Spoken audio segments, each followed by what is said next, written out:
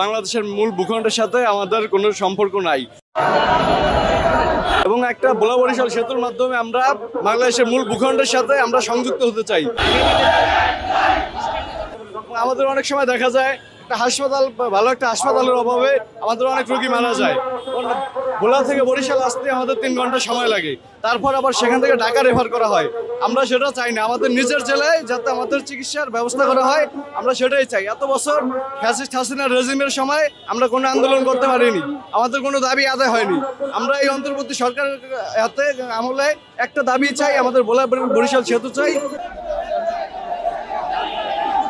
দরকার আমরা রাতে একজন রোগী যদি অসুস্থ হয় তাহলে আমরা ঢাকায় অথবা অন্য কোথাও যেতে পারি না, এজন্য রোগীর সাথে সাথে মারা যায়, অনেক সমস্যা হয়। এজন্য আমাদের ভোলা বরিশাল সেতু জরুরি প্রয়োজন।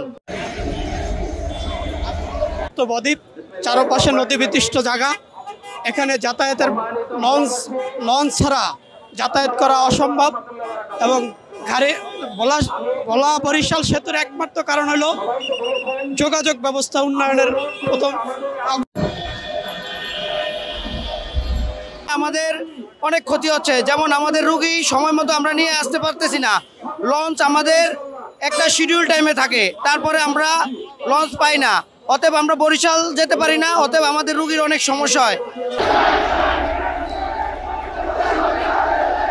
এই জন্যই আমাদের ভোলাবাসীর একমাত্র দাবি হলো ভোলা বরিশাল সেতু, ভোলা জেলার গ্যাস ভোলাতে সব জায়গায় সকল বাসাবাড়িতে পৌঁছে দেওয়া এবং বিদ্যুতের যে সংকট এবং ভোলার যে অর্থনৈতিক যে মৎস্যের যে একটা আবির্ভাব আছে, এই মৎস্য বাজারজাত করার জন্য ভোলা বরিশাল সেতু একান্ত প্রয়োজন।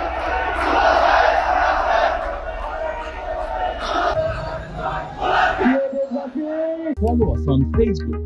Subscribe our YouTube channel. Get the latest update on www.daily-sun.com.